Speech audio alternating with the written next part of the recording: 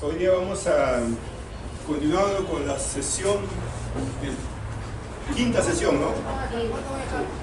Tenemos la Constitución de 1993, principios y características. Vamos a ver los principios más relevantes de la Constitución de 1993. Cuando hablamos de principios en la Constitución, nos estamos refiriendo que los principios en una Constitución siempre se dan en un Estado de Derecho.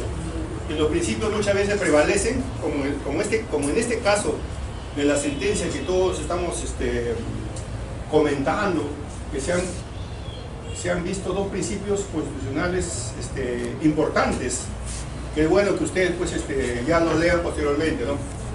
Cuando hablamos del Estado de Derecho, la sociedad se rige por una carta fundamental.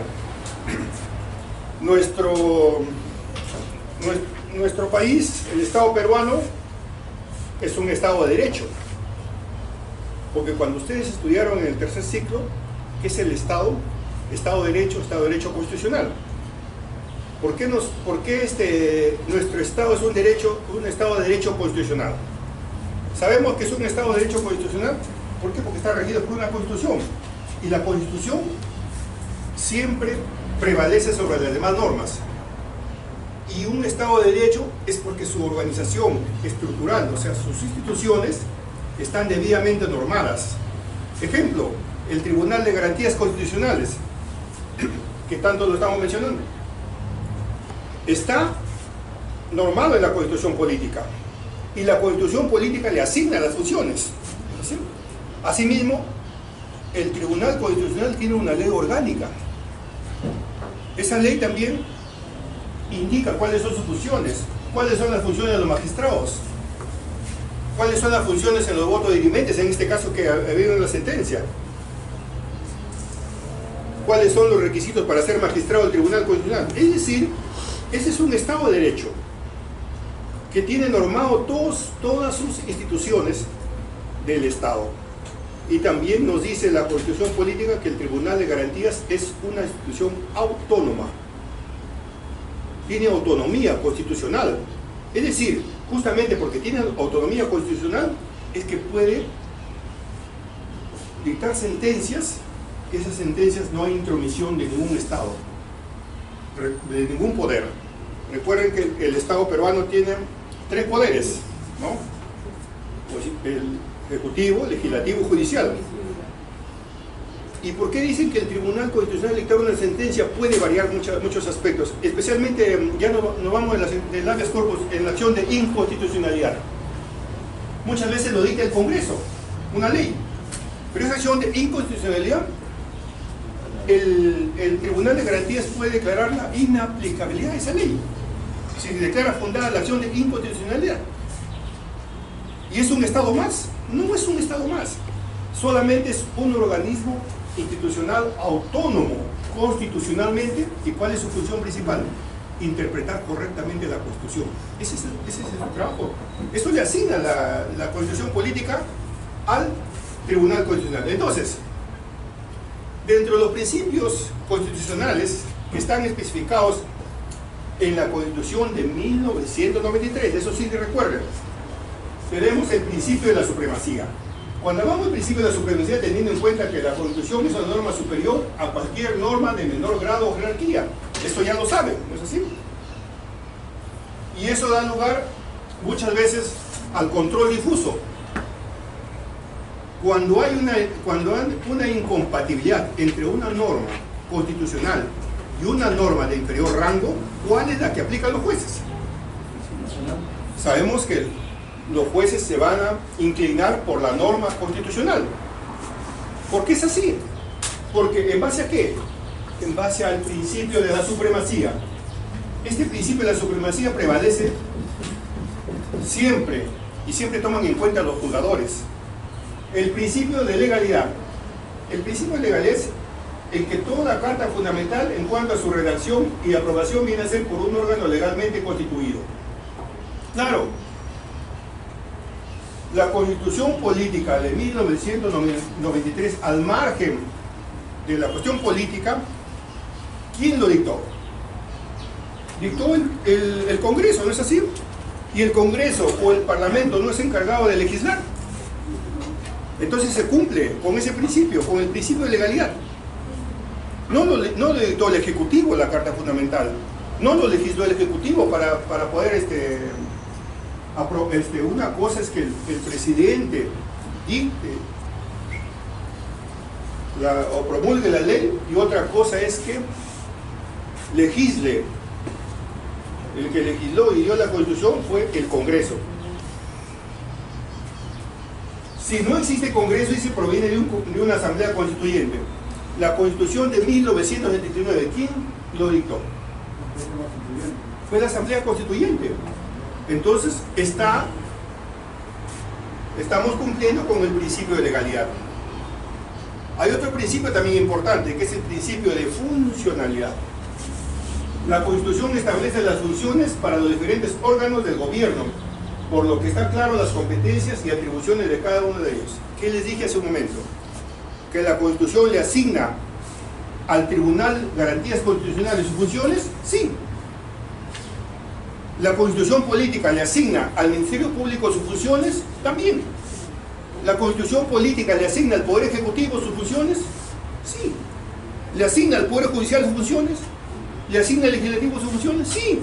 Entonces está cumpliendo con el principio de funcionalidad. Por eso es cuando se les pueda preguntar, explique usted el principio de funcionalidad y un ejemplo, ¿qué diríamos?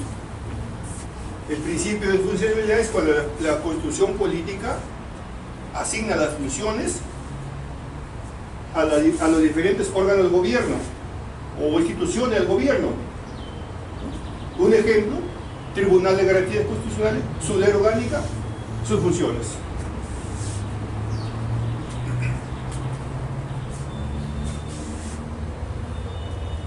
Tenemos otro principio, el principio de estabilidad. Cuando hablamos del principio de estabilidad, la Constitución, debido a que contiene normas de carácter general, deben garantizar su durabilidad en el tiempo. Ese principio de estabilidad es el que también debe tener toda una Constitución, porque ¿qué sería si a cada momento estamos, o cada gobierno que ingresa, si tiene mayoría en el Congreso, se le ocurre cambiar o modificar a cada instante la Constitución? ¿Qué estaría generando?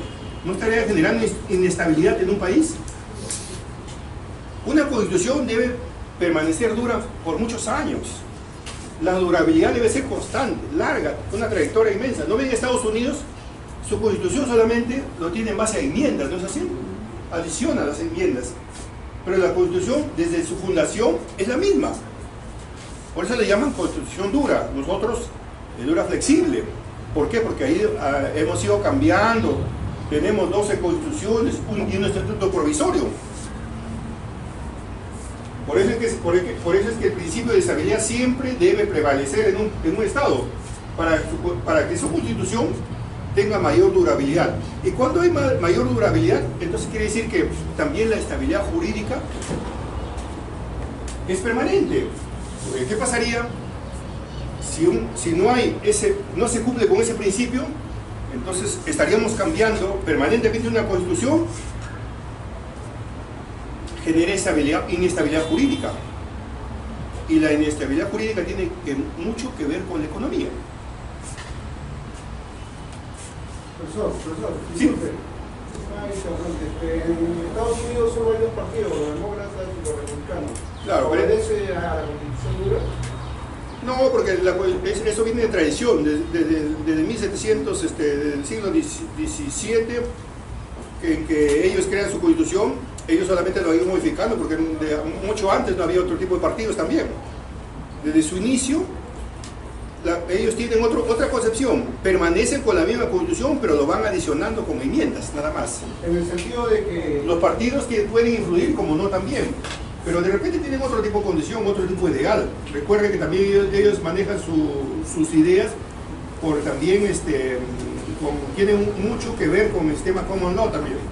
Entonces, maneja, pero sí pueden influir, pero los dos partidos que hay, que se pelean siempre, se disputan el gobierno, pueden influir, pero eso no pasa de 100 años, y mucho más antes. Le da estabilidad porque no es tan cambiante como el Perú, ¿no? Ajá, La situación está en que, por eso es que se dice que nosotros tenemos otro tipo de concepción política. Si bien es cierto, ellos también son Estado republicano, pero tienen otra idea política. Por ejemplo, cuando ingresa un gobernante, jamás destruye lo que el otro dejó. Si deja, por decir, un trabajo al 50%, el que ingresa lo continúa o lo perfecciona. Acá es muchas veces lo contrario, ¿no? Ustedes solamente imagínense algún gobierno local de provincia, ingresa, hay una obra incompleta, el otro lo paraliza e inicia una nueva obra. ¿Qué quiere decir con ello? Genera inestabilidad política, inestabilidad gubernativa. Sí, pues, está generando, está avanzando o retrocediendo, o sea, no se sabe. Esa es la diferencia, y por eso ponemos el ejemplo de la Constitución. Su Constitución de ahí es una sola. Por eso se dice que es una Constitución dura. Y esa Constitución sin embargo, mire, es un país bastante adelantado, es una potencia mundial, y teniendo una sola Constitución. No la han variado nunca. Nosotros sí. Recuerden que la primera Constitución fue de 1823 nosotros. Y tenía mayormente injerencia legislativa. Posteriormente se vuelve ya presidencialista, más adelante. O sea, ¿por qué? Justamente tiene que ver, sí, las ideas políticas de muchas agrupaciones que van cambiando conforme a sus intereses también. Y eso hace de que un país sea inestable, pues. Y ahí está el ejemplo del siglo XIX, o sea, en la década de 1800, en el que Perú fue inestable. Recuerdan que aquí en Lima se instauraba un gobierno, por el sur o por el norte salía un caudillo y generaba revoluciones porque no le gustaba, de repente porque quería el poder o porque no le habían dado participación en el poder, etc. Y de repente ese caudillo llegaba al poder, ¿y qué hacía? Llegaba y cambiaba la Constitución. ¿No es así?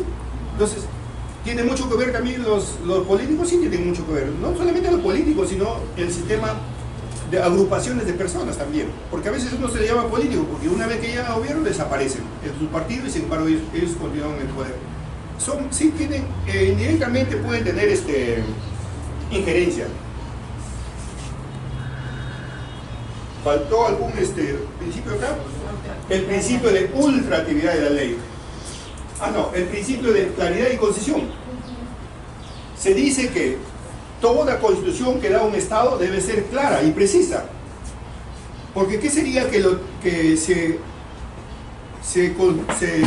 haga una constitución, se describa con palabras muy técnicas e imprecisas? ¿Generaría también que todo el país, acaso todos van a ser abogados? La Constitución es para todo ciudadano, inclusive hasta los niños. Por eso es que se dice que debe ser clara y concisa. Es una norma elemental del Estado, por eso las normas contenidas en su contenido deben expresar claridad y precisión, evitando ambigüedades.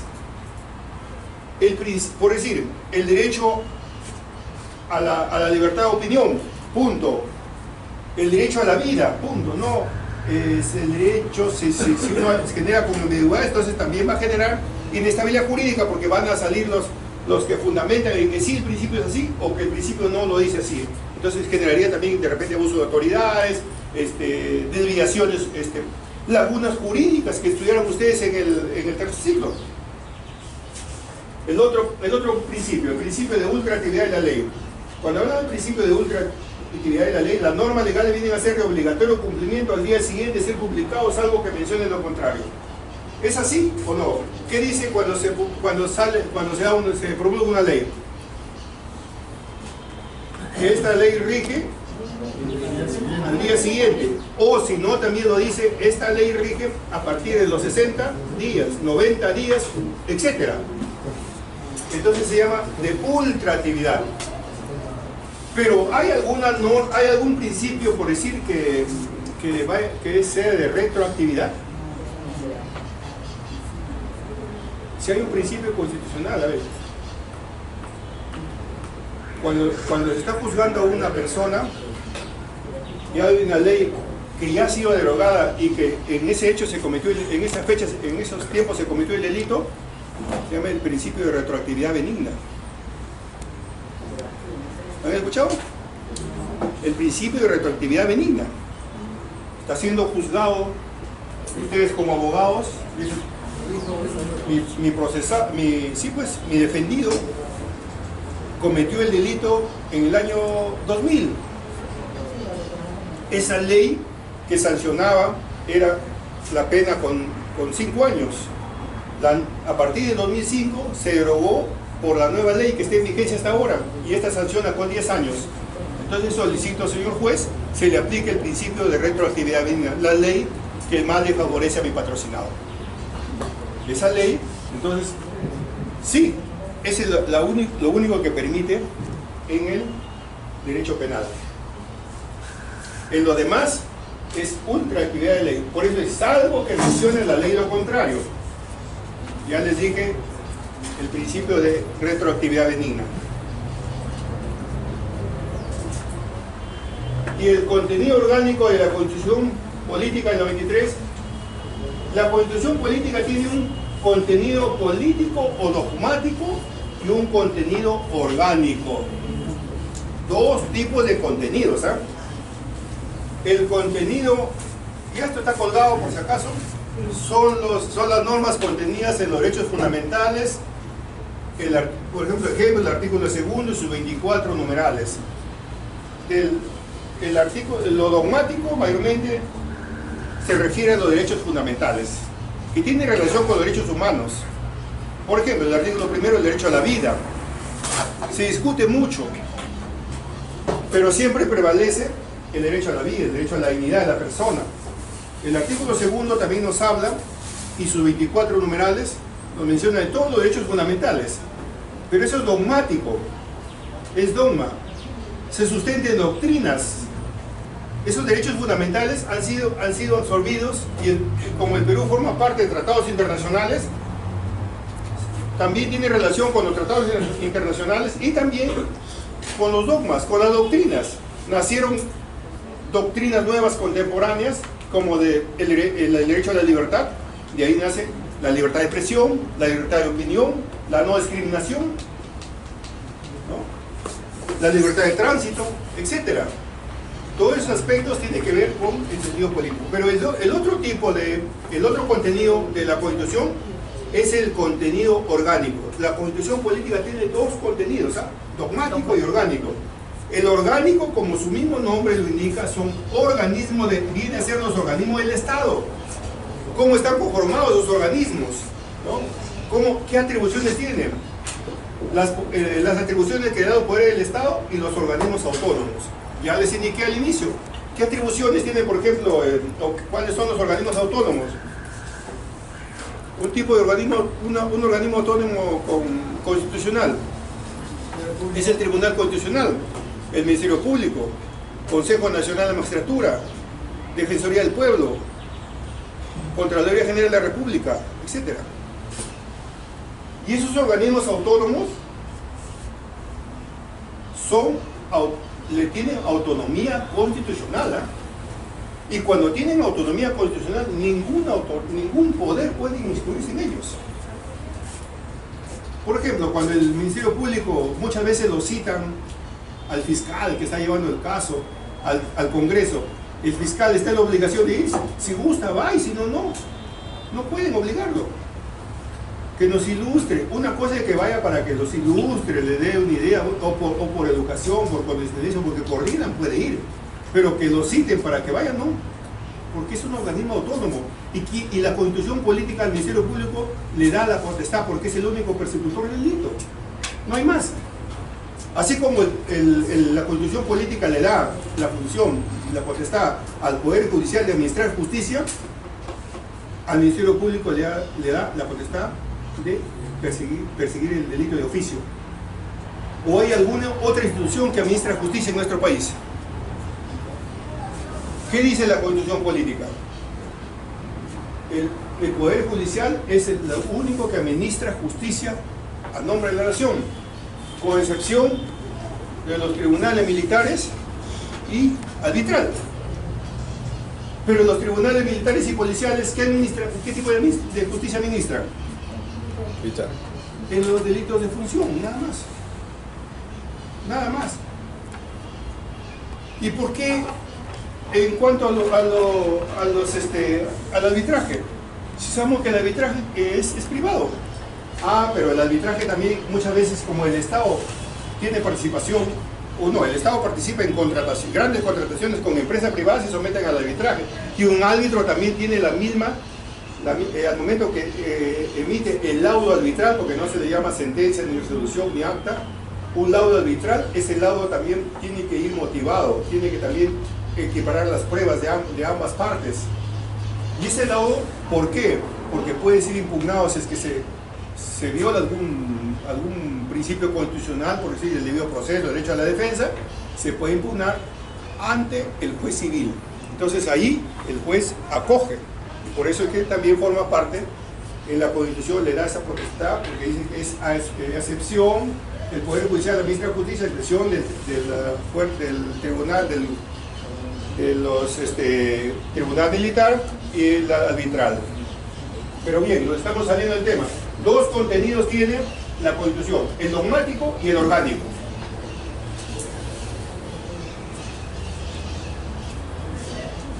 Otros contenidos en la Constitución. Mire, por ejemplo, se tiene en cuenta, sabemos que nuestra Constitución política tiene otro tipo, es muy diferente a la Constitución del 79. Hay una diferencia. Tiene en cuenta la diferencia socioeconómica, se ha incluido prestaciones sociales del Estado, régimen económico, organización política, régimen financiero y fiscal. Pero eso queda para ustedes, por eso le dije, con su Constitución ustedes ya pueden ir ampliando el tema. Ahora vamos a ver, características importantes de esta Constitución. Y esto sí es importante porque esto sí viene de hecho de repente en el examen de una u otra forma. Cuando hablamos de las características, los derechos, limita derechos económicos y elimina derechos sociales. Recuerden que la Constitución de 1979 era diferente, ¿no es así? Protegía más bien ciertos derechos sociales. La Constitución de 1993 para muchos genera estabilidad laboral. Claro, ahí están las discrepancias, unos sustentan, dicen que no, otros dicen que sí, y otros dicen que la libertad pues, de contratar, eso genera también mayor fuente de trabajo, etc. Pero ya a eso no vamos a ingresar, ¿no? Tenemos, el Estado participa menos en la vida económica del país, ¿cierto? Con la Constitución de 1993, el Estado ya no participa en la economía del país de forma directa. Hay un cambio. Recuerden que con la Constitución de 1979 el Estado era empresario. Con la Constitución de 1979 el Estado tenía muchas empresas. ¿Y esas empresas en qué quedaron? Tenemos ejemplos prácticos. Uno de ellos, por ejemplo, había uno que se trasladaba por acá, el Enatru. Terminó en un cementerio de vehículos. Otro tipo de empresas que el Estado participaba directamente generaron corrupción, generaron quiebra y al final la empresa de ENSI también había. ¿Cómo terminaron? Por decir, por mencionar solamente ese tipo de empresas. Entonces, con la Constitución de 1993 se cambia esa visión. Es que también la situación en el mundo iba cambiando. Ya no eran los estados protectores, tenía que haber una liberalidad. Y también teniendo en cuenta que nuestro país pues, no es un estado fortalecido económicamente, tenía que generarse también que empresas extranjeras vengan a invertir en el país. Y a esas empresas extranjeras se le debe dar ciertas facilidades, correcto. Muchas veces son a veces no convenientes, ¿sabes? Pero la necesidad apremiante de nuestro país en los 90 era urgente. Es así que el Estado participa, el Estado no participa directamente como en la del 79, sino participa como un mero observador, regulador, nada más. Ya no está en forma directa, sino está observando, ¿se cumplen o no se cumplen? Ese es su trabajo. Por eso es que se crean organismos también controladores, ¿no es? OCINERI, OCITRAN, etc. porque ya está regulando, ya no participa el Estado. Recuerden que antes había, por ejemplo, Electroperú. El Estado participaba directamente, o con una participación importante. Con la del 93, Electroperú continuó. Ahora hay otro tipo de empresas y el Estado ya no es empresario. Esa es la diferencia con la Constitución del 79 con 93. Introduce el referéndum, el plebiscito, la revocatoria de la autoridad municipal. Esto lo vamos a estudiar más adelante, que es el referéndum, que es el plebiscito. Se introduce. Estas dos nuevas son, el referéndum y el plebiscito son nuevas figuras que introduce la Constitución de 1993. Y algo muy importante, se deja de lado la Cámara de Senadores y Diputados, instalando la Cámara Única de 120 ahora 130 miembros. Esta modificación, como les explicaba a los alumnos del tercer ciclo, trajo una transmutación muy grande en el constitucionalismo peruano. Porque desde 1823, en que se da la primera constitución, nuestro país fue bicameral. Y con la constitución de 1993, ese corte finaliza. Al finalizar ese corte, es un cambio drástico en el derecho constitucional peruano. Porque del bicameralismo se pasó al unicameralismo. Esa característica es tan relevante e importante en esta Constitución. Otra más. Se crea la Defensoría del Pueblo como un organismo autónomo. Eso crea la Constitución. Y es una buena doctrina que se acoge en la Constitución del 93, la doctrina del Ombudsman, que nace en Suecia. Ahí también hay un video sobre la Defensoría del Pueblo. Esa doctrina nace de que debe haber alguien quien defienda al ciudadano. ¿Quién no defiende al ciudadano? Especialmente en los derechos elementales, en los servicios básicos. Entonces se crea la Defensoría. La diferencia está que la Defensoría del Pueblo tiene voz, puede realizar un informe, sin embargo no puede sancionar. Tiene que solicitar al jefe de la institución o a la más alta autoridad para que sancione. Ellos no pueden. Ahí está la diferencia nada más. Claro, ¿qué sería si sancionaría? Entonces ya no sería un organismo autónomo con el trabajo que tiene la teoría del Ombudsman, sino ya estaríamos hablando de otro poder, el Estado. Por eso es que también desde ese punto de vista se ha visto la Defensoría del Pueblo. Cuando hablamos del referéndum, por eso les dije, vamos a hablar del referéndum. El referéndum se concreta en una manifestación del cuerpo electoral respecto a un acto normativo, que nos dice Vizcarretti y Ruffia en su libro de 1982. Una manifestación de un grupo, de una agrupación de electores respecto a un acto normativo. Ojo, ahí va a estar la diferencia del plebiscito que vamos a hablar. El referéndum trata solamente cuando los electores votan si se aprueba o no esa norma.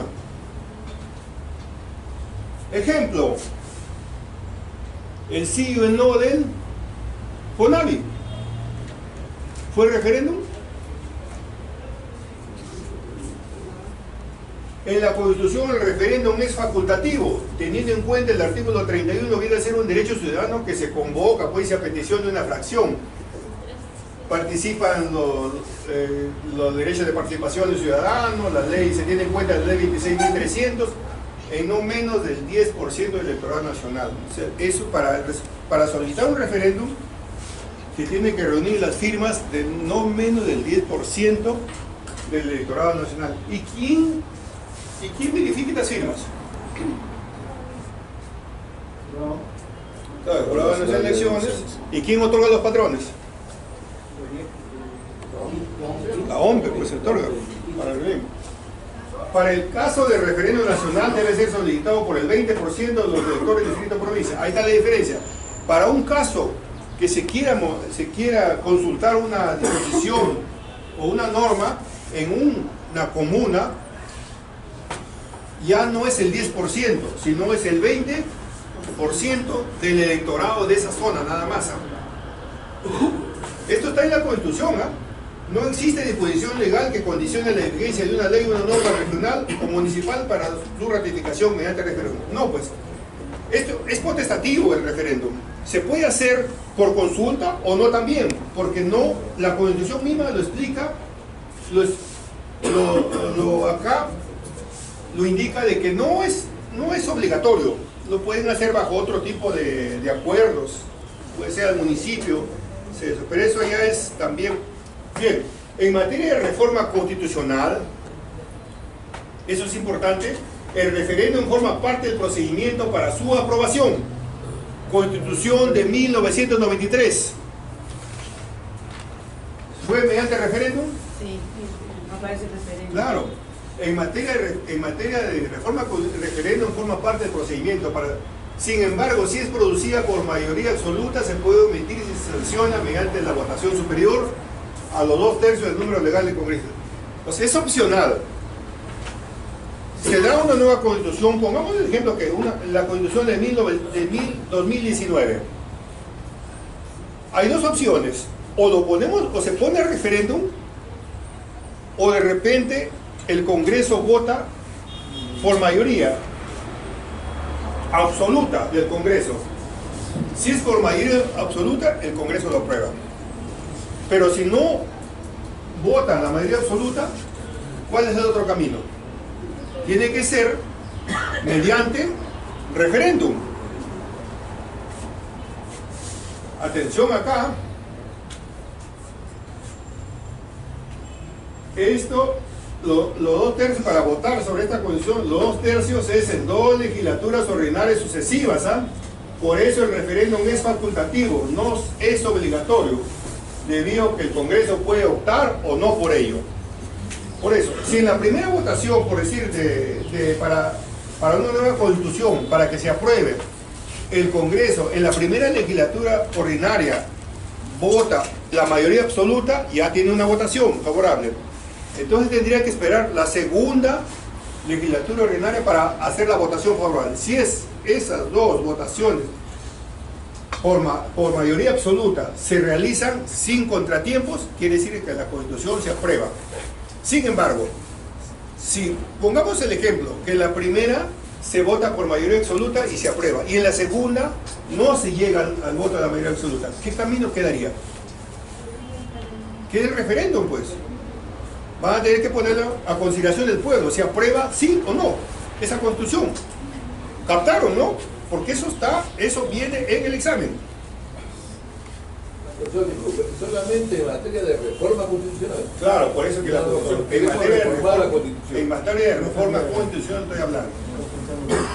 El único caso que puede decidirse que es obligatorio es en cuanto al artículo 190, dice, señala que la integración de 2 o más departamentos contiguos para crear una región o el cambio de región de una provincia debe hacerse mediante referéndum.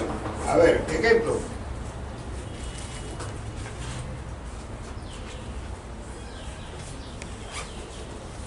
Cuando hablamos, pongamos que son dos departamentos. Pongamos que sea la Libertad con San Martín.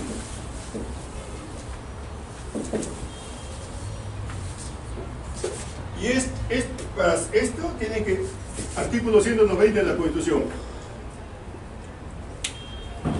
Estas dos regiones o dos departamentos se quieren integrar en uno solo, ¿no? O se quiere cambiar el nombre, pues, pero integrándose. Ahí tiene que obligatoriamente someterse al referéndum. Obligatorio.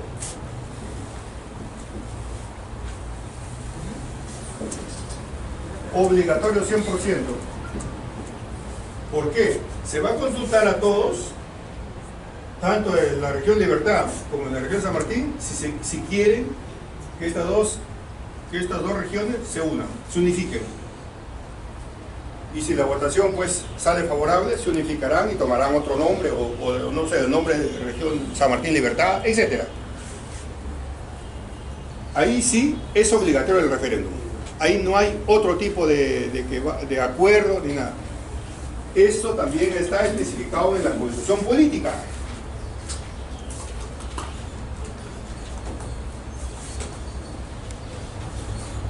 También, si acá esta provincia quiere unirse a San Martín, pongámonos la provincia de Patás, que está limitando con San Martín, en La Libertad. No quiere formar parte de La Libertad porque es muy lejos venir hasta Trujillo, ¿qué motivo? Y para el otro lado es más fácil, etc. Van a tener que consultar también a referéndum a todos los de la provincia, al 100% de sus electores, para que ellos decidan si quieren pasar a San Martín o no. Referéndum también. Todos esos caminos los indica la Constitución Política. Están debidamente especificados. Por eso sí, el único caso que puede decirse que es obligatorio en cuanto al artículo 290 señala que la integración de 2 o más departamentos contiguos para crear una región. El primer ejemplo. O el cambio de región o de una provincia o distrito. El ejemplo más práctico, que una provincia se quiere pasar a San Martín. La provincia de Libertad se quiere pasar a San Martín, también tenía que consultarse mediante referéndum.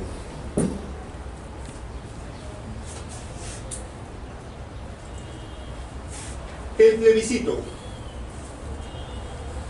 Ahí también tomen atención, porque el plebiscito se diferencia del referéndum. Es la elección propuesta de representantes pudiéndose crear con la fórmula del sí o no en que los electores responden a la interrogante planteada. El ejemplo práctico de un plebiscito. En una empresa de productos químicos pretende crear una planta en un determinado lugar. Para ello apoyará en la educación de los menores, brindará atención pues a los mismos menores, a los adultos mayores, también a las amas de casa, a las señoras embarazadas. Y las autoridades locales, en este caso estamos hablando de un municipio, de esa zona, plantean el plebiscito a fin de que el pueblo pueda expresar su voluntad si se crea o no la planta de dicha empresa en tal jurisdicción. Entonces, ¿qué se hace? Se va a un plebiscito. Estamos hablando de la zona territorial de la comuna, nada más. Por decir, pongamos una municipalidad X. Pongámonos que es el distrito de...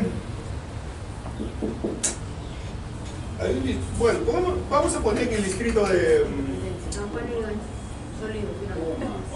vamos a ver, San Juan de Lurigancho, pero es grande ese distrito. Pero ya, vamos al ejemplo.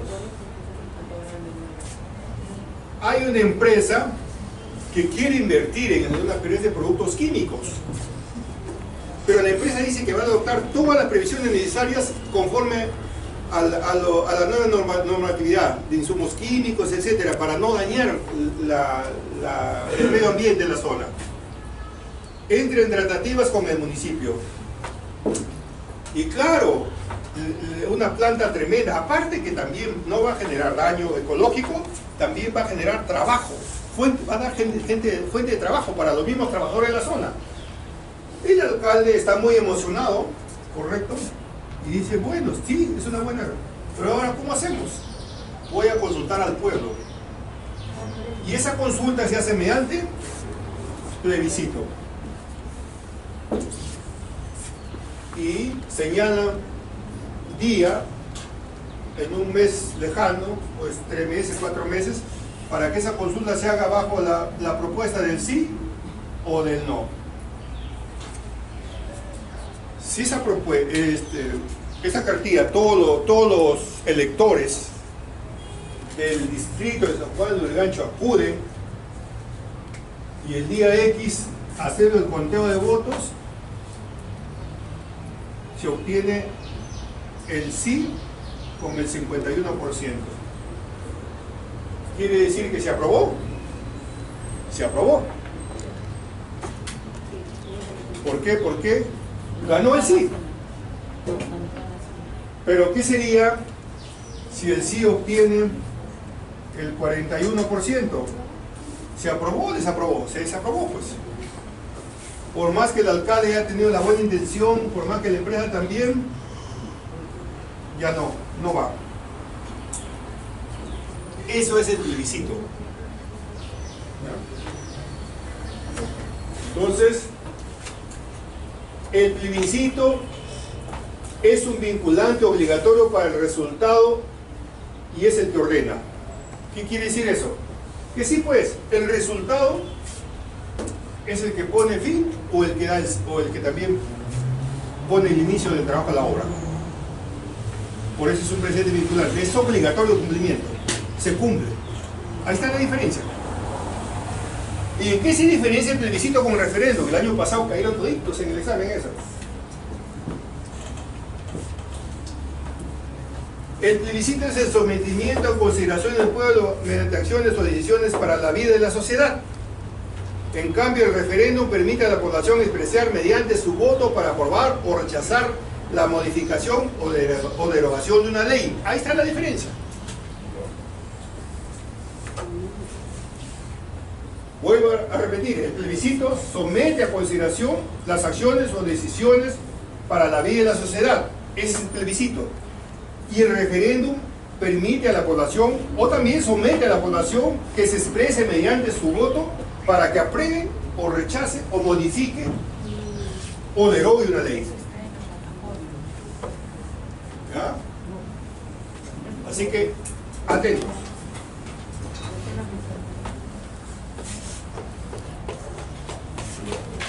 Y el régimen económico de la Constitución Política. El artículo 58 dice de la Constitución Política deben de atraer su Constitución Política. La iniciativa privada es libre. Se ejerce una economía social de mercado, nos habla, ¿no? La Carta Fundamental permite que cualquier ciudadano desarrolle sus actividades económicas preferentes. Ese es el fin. Esa es la proyección que le da la Constitución Política. Por eso dice, hay una liberación, hay libertad económica. Cuando exponemos economía social de mercado, ¿qué quiere decir eso? Se entiende como el libre juego de mercados orientados, dice, su actividad hacia objetivos individuales o colectivos. O sea, es la libertad que existe para poder nosotros de llevar a cabo las acciones económicas que mejor nos parezca. Claro, dentro del marco de la ley.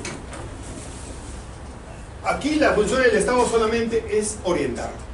No volvamos al punto de que el Estado ya no participa en la economía del Estado, sino solamente es un mero observador y regulador. Orienta, debido a que ya no interviene. Por eso se dice que no existe libertad absoluta. Pero también, ¿qué pasaría si el Estado no interviniera, no regulara, no orientara?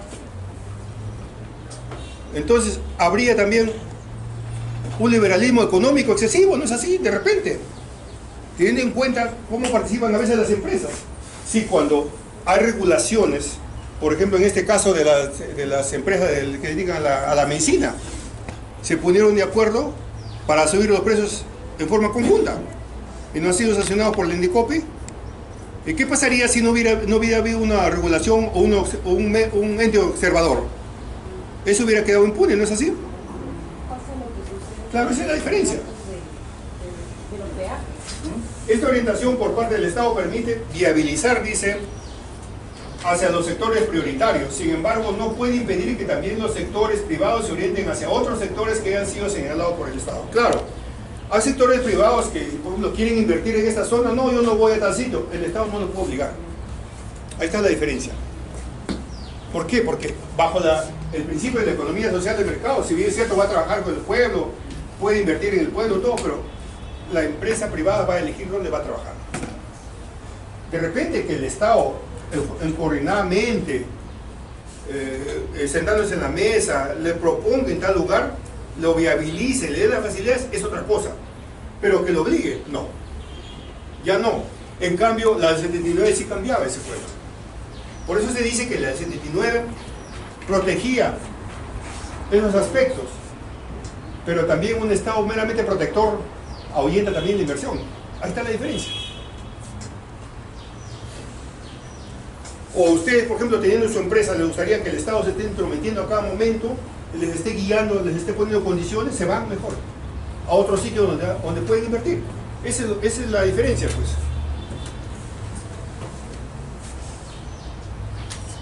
Y el derecho de propiedad, miren, este derecho de propiedad de la Constitución le tocaba también, el artículo 70 habla del derecho de la propiedad, es inviolable. La propiedad teóricamente tiene 4 categorías. La propiedad es un derecho real, correcto, porque es un derecho de uso, porque se disfruta, como se puede ceder todo o parte de esa propiedad, ¿no? E incluso se acciona con la reivindicación, es decir, la recuperación de la cosa, que lo tiene sin derecho. Cuando hablamos, ¿por qué se habla de la...? Mire, la Constitución también nos habla de la propiedad, porque la propiedad es muy importante en la persona. La propiedad también forma parte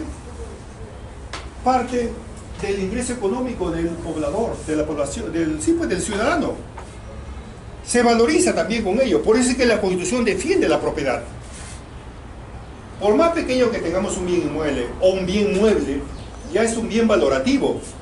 Y ese bien valorativo tiene injerencia en la economía de un país. Entonces, para no discurrir en problemas judiciales, en problemas de apropiaciones, entonces la misma Constitución también nos habla de propiedad.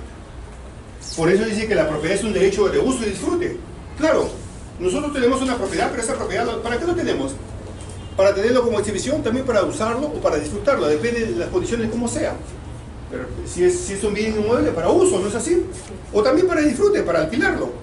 Si es un bien mueble, también un bien mueble, por ejemplo un vehículo, también automotor, también es para uso, pero también para disfrutarlo, pues. Depende de las condiciones que nosotros tenemos, pero eso queda a consideración del propietario. Por eso es que la Constitución política le da una prioridad y lo describe también a la propiedad. La propiedad también es un derecho perpetuo, claro, es que la propiedad subsiste en el tiempo. ¿Y por qué? ¿Por qué la propiedad es un derecho perpetuo? Pero ustedes van a decir, sí, pues, ¿es un derecho perpetuo? No, porque yo cuando quiero lo vendo y ya no dejo de ser propietario. No, pero la propiedad sigue existiendo, ¿no es así? Pasa de uno a otro y sigue siendo propiedad. Ahí está la diferencia, por eso es perpetuo, es un derecho perpetuo.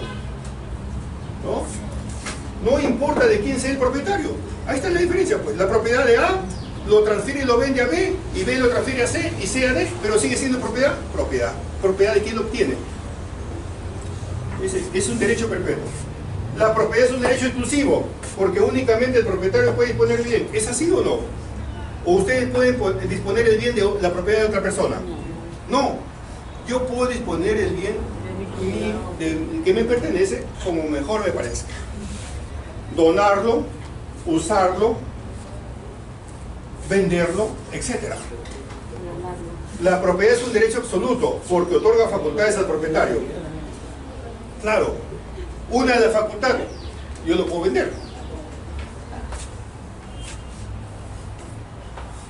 Y aquí rápidamente ingresamos a las comunidades campesinas y nativas.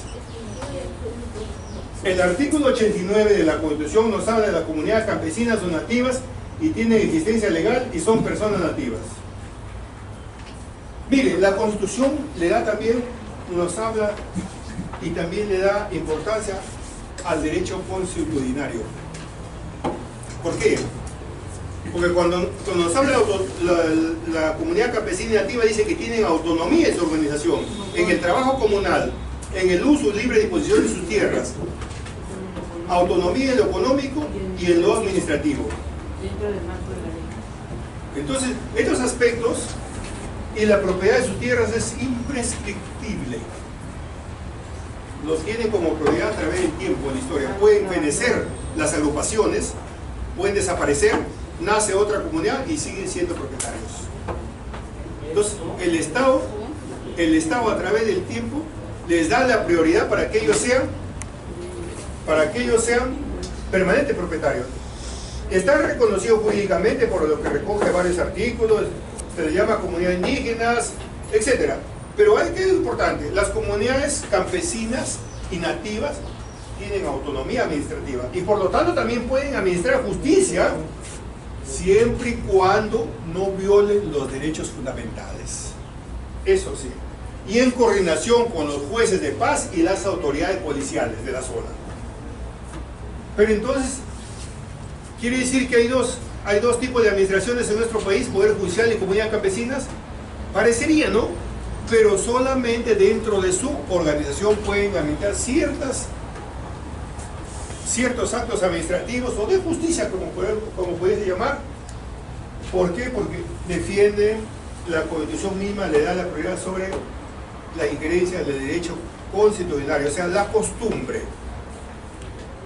Por eso es que muchos actos en las comunidades nativas, que se da más que todo, por decir, de una persona mayor con una jovencita o doncella de 13, 14, 15 años, pueden convivir o pueden vivir juntos. Eso en nuestra ciudad sería penado, ¿no es así?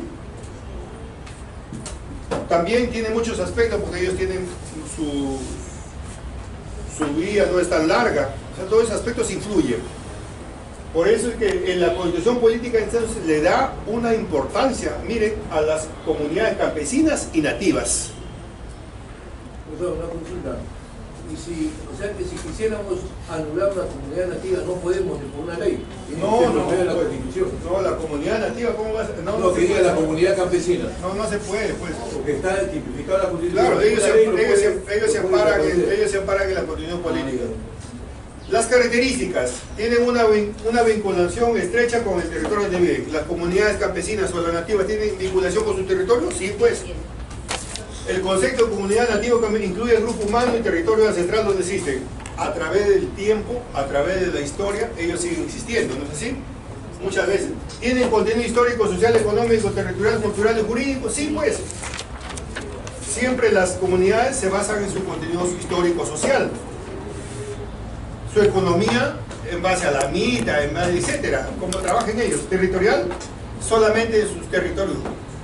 Cultural, se dedican a su actividad cultural, sus fiestas costumbristas, etcétera. Hay que respetarlos.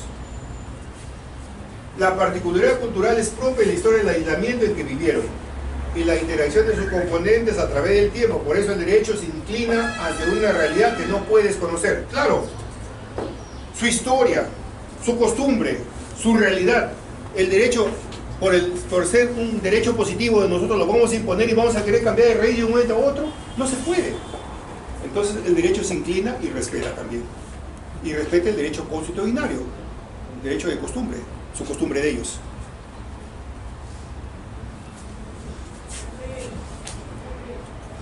El reconocimiento del derecho de la autonomía a las comunidades. El derecho le da un reconocimiento a las comunidades. Sabemos que aparte de lo que la Constitución lo indica, las comunidades también lo reconocen también por intermedio porque son personas y por el hecho de existir entonces gozan de particularidad especial de protección. ¿Tienen personería? Sí, pero para que tengan personería jurídica tienen que tener ciertos requisitos administrativos, pero esos que sus miembros tienen que cumplir, como la inscripción en el registro de comunidad del Estado. O sea, y están inscritos en el registro de comunidad del Estado.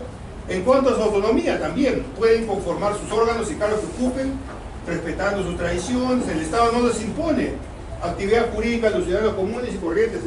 Por ejemplo, ¿el Estado les impone un juez de pal letrado en su comunidad nativa?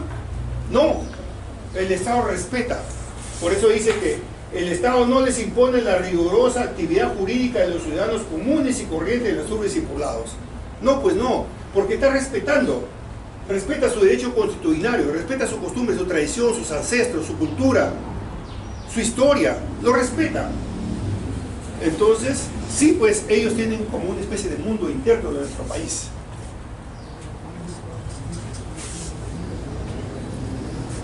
Tienen una vía propia. En cuanto al derecho, el artículo 139, inciso 8 del segundo párrafo debe aplicarse a los principios generales del derecho y el derecho constitucional. Esa es la Constitución, ¿eh?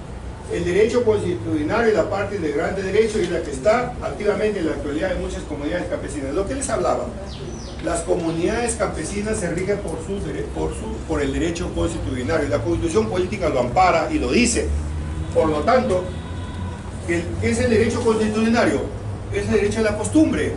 La costumbre muchas veces prevalece sobre el derecho positivo. En este caso, hablamos de las comunidades campesinas y nativas. La Constitución lo reconoce como tal, les da personalidad jurídica e incluso respeta su costumbre. Respeta su costumbre. Y sus costumbres administrativas, en el ámbito económico, cómo sus relaciones sociales llevan internamente, el Estado no se entromete en ello, más bien lo respeta. Una consulta. Eso significa que la comunidad, por ejemplo, en unas oportunidades, haciendo abuso de la autonomía que tiene, eliminan o matan a una persona que cometió la infracción. Que el Estado respetaría esa. Ahí está. Ahí está tu pregunta. El artículo 149 de la Constitución Política, que dice: las autoridades de las comunidades campesinas y nativas, con el apoyo de las rondas campesinas, pueden ejercer funciones jurisdiccionales, sí, dentro de su ámbito territorial de conformidad con el derecho constitucional, con su costumbre, siempre que no viole los derechos fundamentales de la persona, etc. Ya si infringen, si violan, si masacran, si matan, ya se les juzga, pues. Para eso está la justicia ordinaria.